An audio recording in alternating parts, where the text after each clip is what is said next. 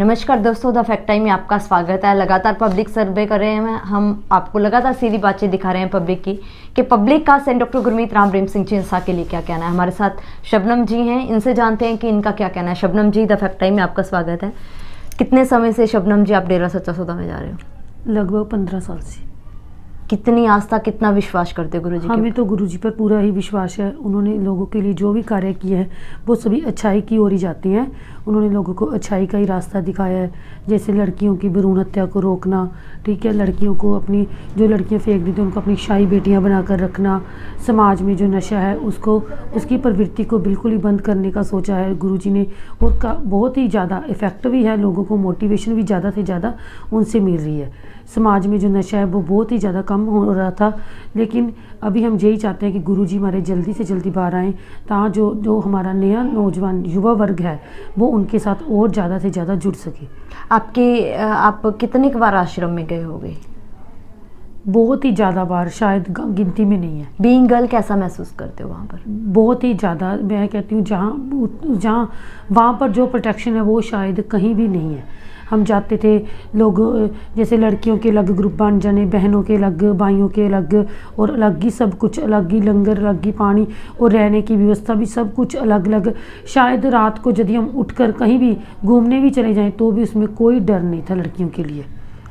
Ma'am, आपकी family में भी कोई बेटी इस तरीके से, क्या था वो प्रोसेस, क्या था वो सिस्टम, आप बताओ। मेरी दीदी के काफ़ी लड़कियां थी और वो एक बार अबॉर्ट करवाने का सोच रहे थे। तो हमें डेरा के सत्संगी, हम खुद सत्संगी थे और हमारे साथ जो रामा मंडी की बहनें थी उन्होंने हमें कहा कि हम ऐसा नहीं करेंगे, हम ऐसा करते हैं, डेरे में इसके लिए बात कर देते हैं और लड़की को यदि लड़की हुई तो शाही बेटी बनवा देंगे, लड़का हो तो खुद रख लेना। वही बात लड़की हो गई और उन्होंने अपने कहने के अनुसार उसको शाही बेटी ही बनवा दिया और 18 दिन के अंदर अंदर हम उसको उस डेरा में दे आए थे। वो शाही बेटी बन गई थी और 5 साल तक वो डेरा में रही। उसने इंटरनेशनल स्कूल में जो भी स्टडी की, बहुत ही अच्छे से स्टडी की है। इंटरनेशनल स्कूल में उसका सारा स्टडी था, उसकी हेल्थ भी बहुत अच्छी थी, उसकी पूरी डेवलपमेंट वहाँ पर हो चुकी थी। मैम, 2017 के बाद वो आपके घर आ गई बेटी वापस? जी।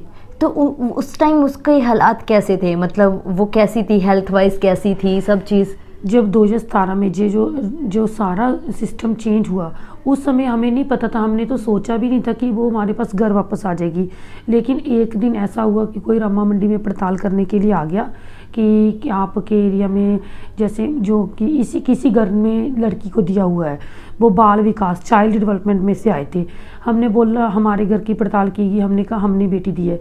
तो उन्होंने बोला यदि आप वापस लेना चाहते हो तो आपको शायद मिल सकती है।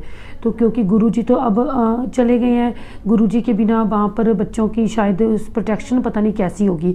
हमारे भी मन में यही था कि बच्ची को ऐसे कैसे लेकर आए, क्योंकि 5 साल की बात हो चुकी थी। हम तो सोच चुके थे कि वो वहीं रहेगी, लेकिन जब हमारे पास वो लेकर आए तो उन्होंने बोला कि आपको यदि लड़की लेनी है तो आप यस करो।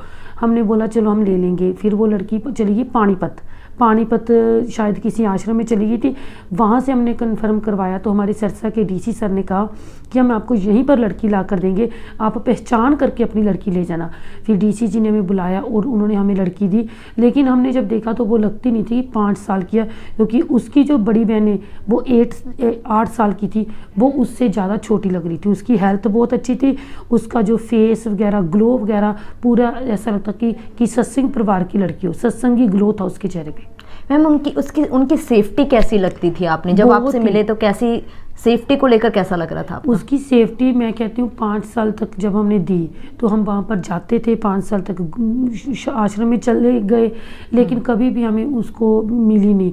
लेकिन ऐसा पता था जब पिताजी मजलिस में आते थे तो जो शाही बेटियाँ थी वो सबसे आगे बैठती थी बहनों के साथ, तो हमें पता चल जाता।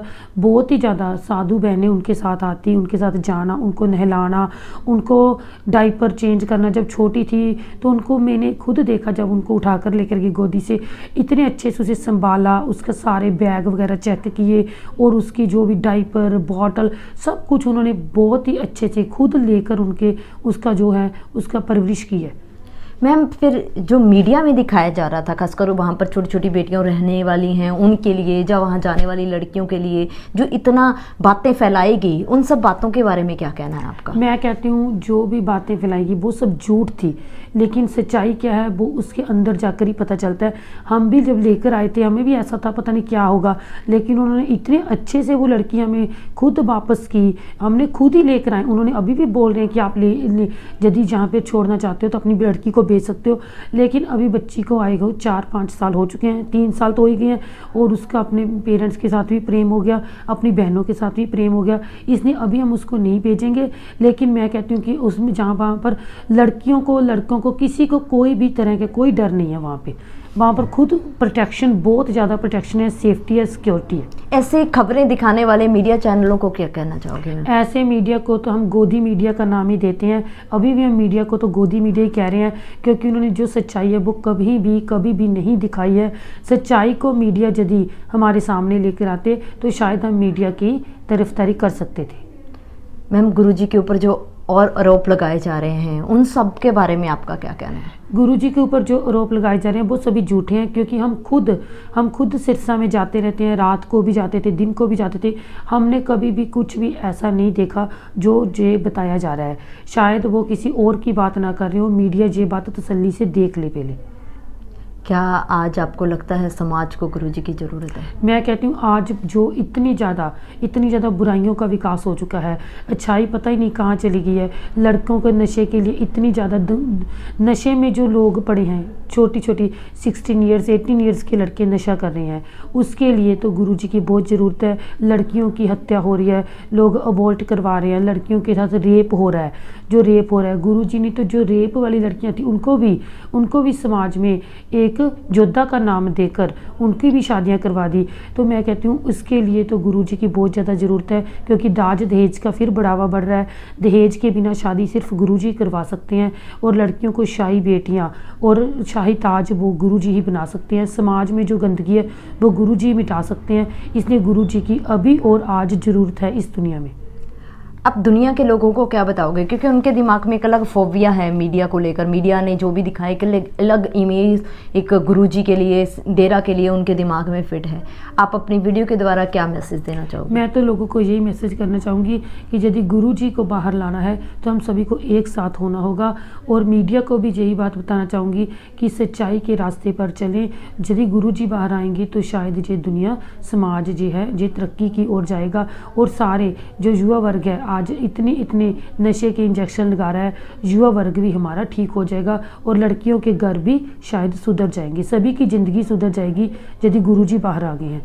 क्या मांग करोगे आप सरकार से? सरकार से तो यही मांग करेंगे जो भी आरोप लगाए हैं उसको ख़त्म किया जाए और गुरुजी को जल्दी से जल्दी बाहर किया जाए। बहुत बहुत धन्यवाद दोस्तों, ये है वो सच जो आपने मीडिया के द्वारा नहीं देखा होगा।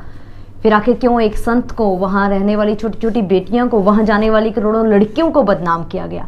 लगातार जनता सवाल कर रही है, आप लोग भी खुले दिमाग से सोचिए आखिर सच क्या है। किस तरीके से गुरुजी ने भ्रूण हत्या से लोगों को रोका और ऐसी बेटियों को अपनाया जिनको लोगों ने गर्भ में ही मार देना था। आखिर सच क्या है? फिर आखिर क्यों ये चीज़ें नहीं दिखाएगी? ये लोगों के सवाल लगातार मीडिया के ऊपर उठाए जा रहे हैं और इंसाफ की मांग की जा रही है संत जी के लिए।